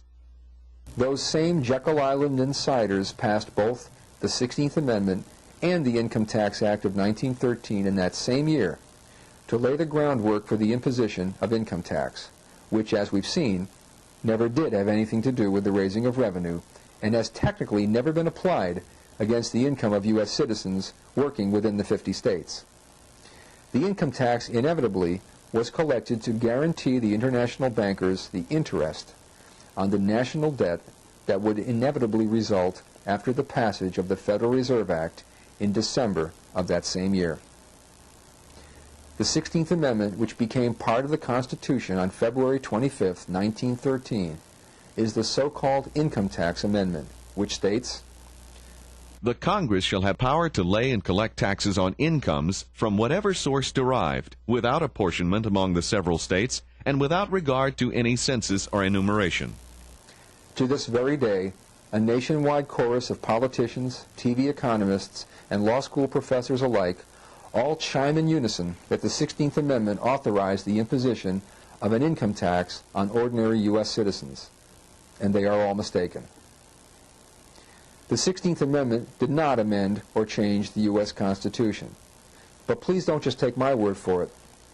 The Supreme Court itself in January 1916 ruled in Bruce-Shaber versus Union Pacific Railroad, the proposition and the contentions under the 16th Amendment would cause one provision of the Constitution to destroy another. That is, they would result in bringing the provisions of the amendment exempting a direct tax from apportionment into irreconcilable conflict with the general requirement that all direct taxes be apportioned. The result, instead of simplifying the situation and making clear the limitations of the taxing power, which obviously the amendment must have intended to accomplish, would create radical and destructive changes in our constitutional system and multiply confusion. The 16th Amendment, as correctly interpreted, is limited to indirect taxes, and for that reason is constitutional. In the case Stanton versus Baltic Mining, also decided in 1916, the High Court stated that the 16th Amendment conferred, and I quote, no new power of taxation. Imagine that, the highest court in the land stating, in plain English, for everyone to read, including the IRS, that the 16th Amendment conferred no new power of taxation. So the so-called Income Tax Amendment, that everybody and their uncle believes authorized the income tax, and that many patriotic Americans still object to since there is overwhelming evidence that it was never properly ratified by the states, changed absolutely nothing. The 16th Amendment was constitutional window dressing and might as well have never been written. The fact that the 16th Amendment did not change one word or phrase in the Constitution has for years been one of the U.S. government's best-kept secrets. Many college professors in our nation's most prestigious institutions still teach that the income tax is neither a direct nor an indirect tax, but is a hybrid tax that falls somewhere between the two. Such a gross lack of understanding by those charged with teaching the law to future lawyers is, in my opinion, unpardonable. Thwarted by both the Bruce-Shaber and Stanton decisions, the Department of the Treasury issued Treasury Decision Number 2313 on March 21, 1916. Here are a few excerpted quotes from TD 2313 in reference to the Bruce-Shaber decision. It is hereby held that income accruing to non-resident aliens in the form of interest and dividends is subject to the income tax imposed by the Act of October 3, 1913. The responsible heads, agents, or representatives of non-resident aliens shall make a full and complete return of the income therefrom on Form 1040. The Treasury Department has stated that you are to file Form 1040 on behalf of your non-resident alien principal. So don't forget to do that next April 15th. Of course, since you'll be signing Form 1040 under penalties of perjury and stating that every material fact is 100% correct to the best of your knowledge, and since the commission of perjury is a felony that attaches criminal fines and penalties, be sure you really are filing Form 1040 on behalf of your non-resident alien principal. The chances are pretty good that you never knew that. But then again, you never knew that we don't live in a democracy, that neither you nor your government has any control over the money supply, that the income tax has nothing to do with raising revenue, and that you have most likely never paid the income tax in your entire life. We have to ask ourselves a question at this point. Do we see a pattern developing here? Is it possible that this information has been deliberately withheld from the general public? And if so, why? Now you can begin to understand what your lifetime of voluntary compliance really means and how important it is to the IRS. Remember Section 1111.1 of the Internal Revenue Manual, which we showed you earlier? The mission of the service is to encourage and achieve the highest possible degree of voluntary compliance with the tax laws. If what we've said is true, then one would expect employers to be told somewhere that they are not required to withhold from U.S. citizen employees. Keep in mind that the only requirement for withholding is from foreign or non-resident alien type individuals. And indeed, if we read IRS publication 515, we find a statement the IRS hopes you never see. Under the main heading, Withholding Exemptions and Reductions, and within the paragraph titled Evidence of Residence, the IRS states the following in speaking to the payer of income. If an individual gives you a written statement stating that he or she is a citizen or resident of the United States and you do not know otherwise, you do not have to withhold tax. And what is the statement of citizenship? It's simply an affidavit notarized and signed under penalties of perjury stating that I, John Doe, am a citizen of the United States. It's just that simple. So the bottom line is that according to the IRS, if you are a citizen or resident of the United States, the payer of your income does not have to withhold tax. Imagine that. Now ask yourself this question. If a United States citizen ever really were liable for tax withholding, why would the IRS ever have printed this statement anywhere? Why would it even exist in writing? 26 Code of Federal Regulations 1.1441-5, paragraph C states, The duplicate copy of each statement and form filed pursuant to this section shall be forwarded with a letter of transmittal to Internal Revenue Service Center, Philadelphia, Pennsylvania, 19255. The original statement shall be retained by the withholding agent. If the citizen within the states of the Union stops filing Form 1040, the IRS will occasionally start a criminal investigation. With what you have learned so far, you can understand that the IRS computer would not recognize the validity of a criminal investigation against a citizen working exclusively within the 50 states. In fact, the IRS Internal Revenue Manual, Chapter 1100, titled Organization and Staffing, states in Section 1132.75, The Criminal Investigation Division enforces the criminal statute applicable to income, estate, gift, employment, and excise tax laws involving United States citizens residing in foreign countries and non-resident aliens subject to federal income tax filing requirements. There's no mention of the U.S. citizen residing within the 50 states, is there? Why? Because the income of citizens living and working within the 50 states is not the subject of the tax. Of course, that wouldn't stop the IRS from investigating you, now would it? Remember, the S in IRS stands for service. We warned you before you began viewing this videotape that it could affect your peace of mind. But you wouldn't listen. You had to go right ahead and watch this video. Now you have to make a decision. Are you going to be a part of the problem or a part of the solution? So what is the solution to everything you've just learned? Is it to stop filing returns, as the IRS itself has recently admitted is now reaching near epidemic proportion? Well, if the law does not require you to file, and you know that for a fact, then there's no reason to file. However, the only one who can make that determination is you. And you can't base that determination on the superficial information you've been exposed to on this tape. The purpose of this introductory tape is merely to break some of the rust free on our mental gears, to get us to think for ourselves. We need to educate ourselves. Remember what the Supreme Court said in U.S. versus Minker? Because of what appears to be a lawful command on the surface, many citizens, because of their respect for what appears to be law, are cunningly coerced into waiving their rights due to ignorance. Fortunately, ignorance is not terminal. You, as an individual, merely need to educate yourself if indeed you want to assert your rights.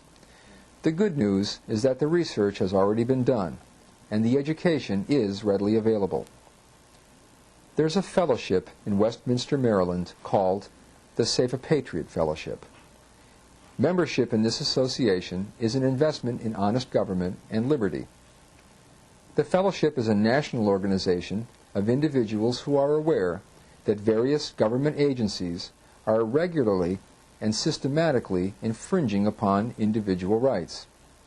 In general, members are also aware that this infringement is often a direct result of inadequately trained government employees who are more concerned with pushing buttons and adhering to administrative policies and procedures rather than to the law itself, and that such policy often runs counter to the constitutional limitations that are imposed on the government.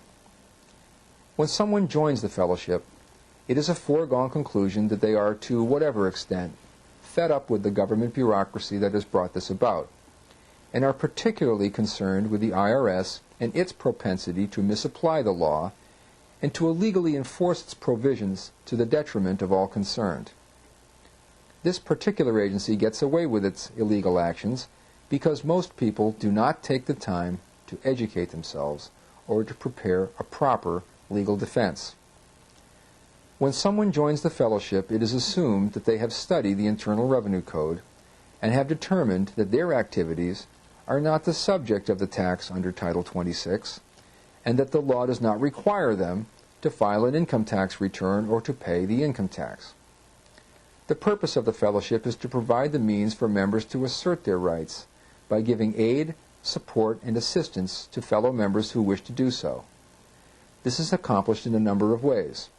First, the fellowship operates much like an insurance company in that members pledge to assist other members should they suffer a loss of property as a result of illegal IRS collection practices.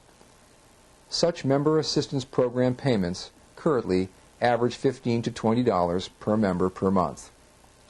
A detailed explanation of how this mutual assistance program works can be found in the fellowship program agreement.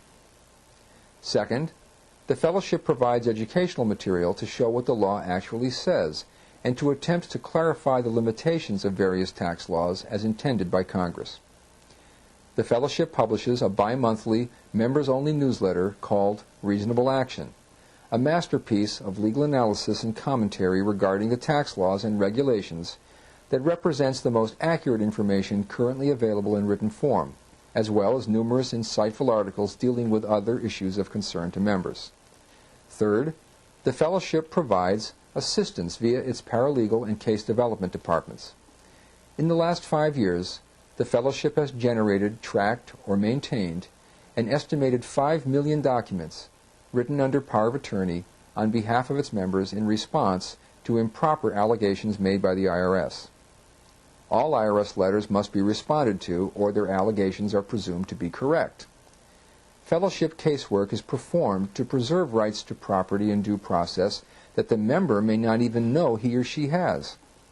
In other words, the fellowship argues the law so that an individual member is not cunningly coerced into inadvertently waiving his or her rights due to ignorance.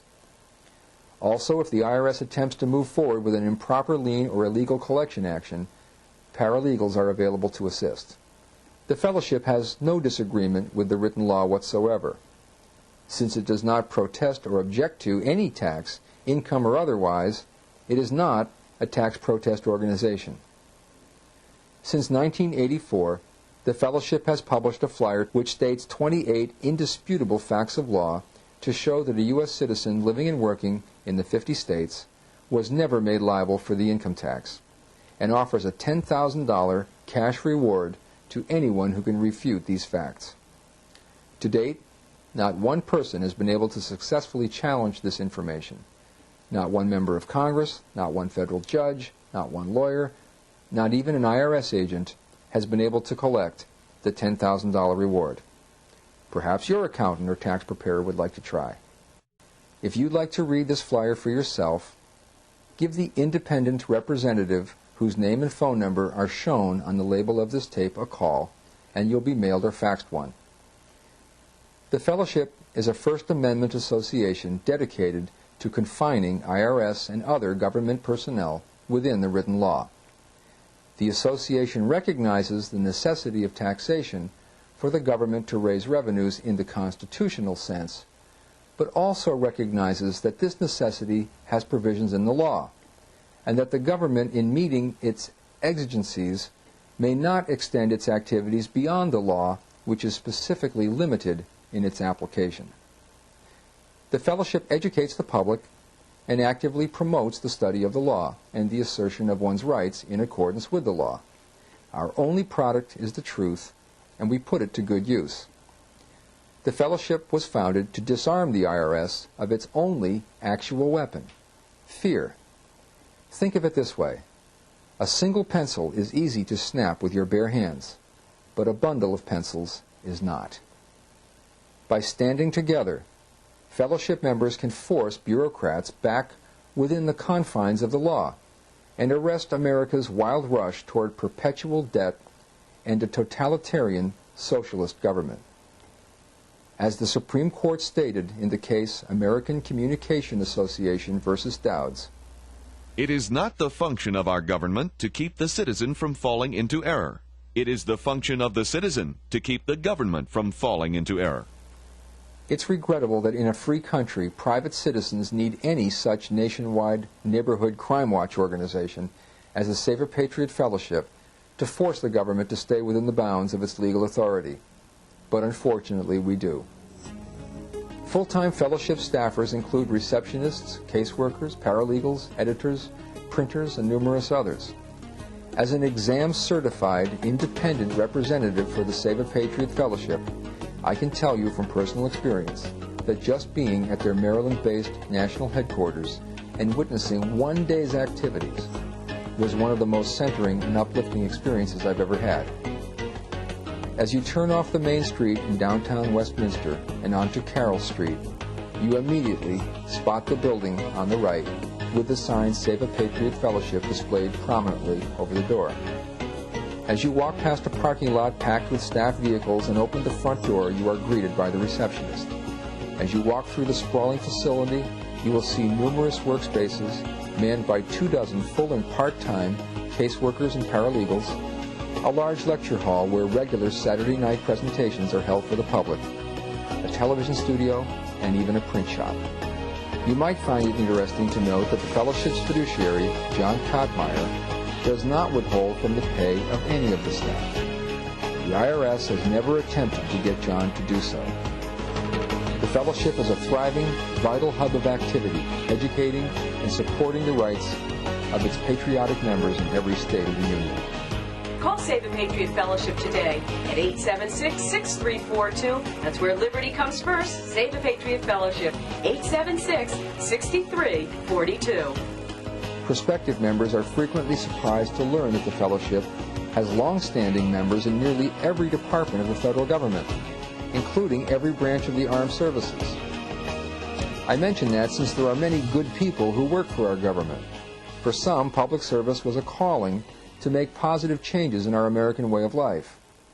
It's the small percentage of power-seeking individuals at the top of the federal bureaucracy who misuse their command over enormous budgets and virtual armies of workers to administer public policy, trample on the Constitution, and violate the rule of law.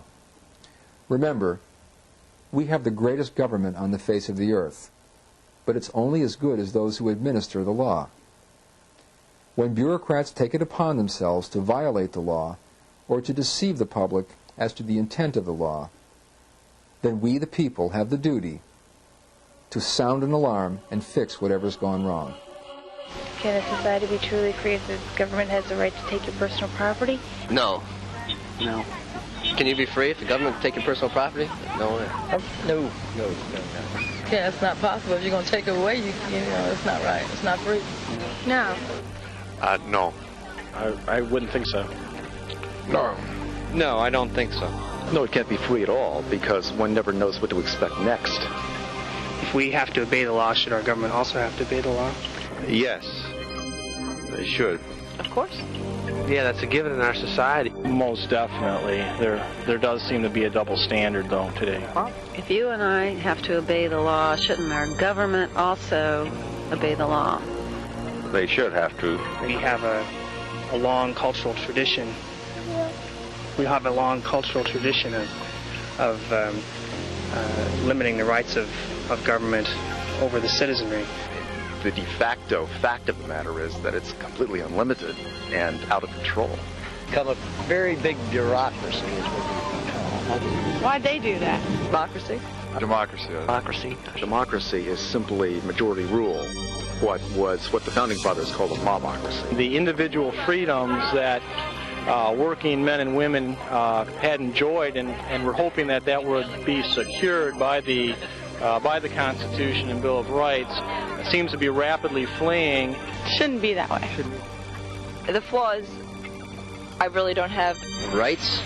My rights have been misused and abused, ignored. I believe that the original intent of the Constitution and the intent of the forefathers have been misinterpreted over a period of time, and we are rapidly heading towards a form of socialism.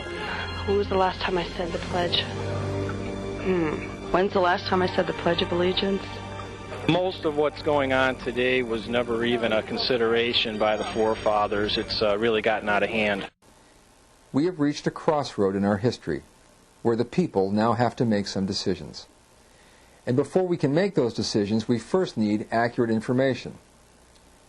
This is very important if we are to start down the road toward restoring the rule of law and honesty in our government and creating a more just society. One of the ways you can get that information is to contact the independent representative whose name and phone number are displayed on the label of this tape, and obtain the Fellowship's video library that delves into great detail into the things we have just scratched on the surface of this tape. The Fellowship recently released a groundbreaking 12-hour video seminar titled Just the Facts. Unfortunately, for the IRS that is, this masterpiece of legal research uses plain English and reproductions of the actual law to painstakingly detail the history of the fraudulent imposition of the income tax, as well as the actual step-by-step technical procedures the IRS uses to ignore and violate the law when imposing taxes, placing liens, and seizing property. After 9 months in production and editing with state-of-the-art computer production equipment, this outstanding video lecture is now available for the use of patriotic Americans in thoroughly understanding the tax laws of the United States, as well as their proper and limited application. It is undeniably the most comprehensive, accurate source of information in the constitutional movement with regard to taxes. Hundreds of animations and dazzling special effects make this 12-hour presentation, divided into 6 2-hour tapes, not only enlightening, but entertaining. In 1776, most colonists wanted no part of forming a new nation. By various estimates, as many as 97% of those residing in the original colonies were either fearful, indifferent bystanders, or outright British sympathizers. In other words, as few as 3% of the population at that time supported the revolution that led to the forming of America. In that era, before electricity, before the humming of window fans and central heating, when Paul Revere rode thundering and shouting through the night, it was dead quiet. It's for certain that he woke up most of the residents, most of whom simply turned over and went back to sleep. A few, however, grabbed their muskets with one hand and their pants with the other and ran down to the green to confront the British Army. These patriots fired the shot heard round the world and began what was to become the American Revolution. Samuel Clemens, writing under the pen name of Mark Twain, once observed, "In the beginning of a change, the patriot is a scarce man, brave, hated, and scorned.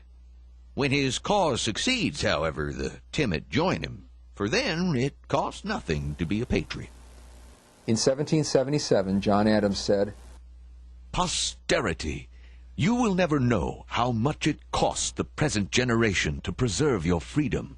I hope you make good use of it. If you do not, I shall repent in heaven that I ever took half the pains to preserve it." You can enslave someone who is willing to exchange a benefit for their liberty. Consider carefully these words of Samuel Adams. "If ye love wealth better than liberty, the tranquility of servitude better than the animating contest of freedom, go home from us in peace. We ask not your counsels or your arms. Crouch down and lick the hands which feed you. May your chains set lightly upon you, and may posterity forget that ye were our countrymen." For more information about obtaining the Fellowship's video library or joining as a member, please call the independent representative whose name and telephone number appear on the label of this tape. And thank you for listening.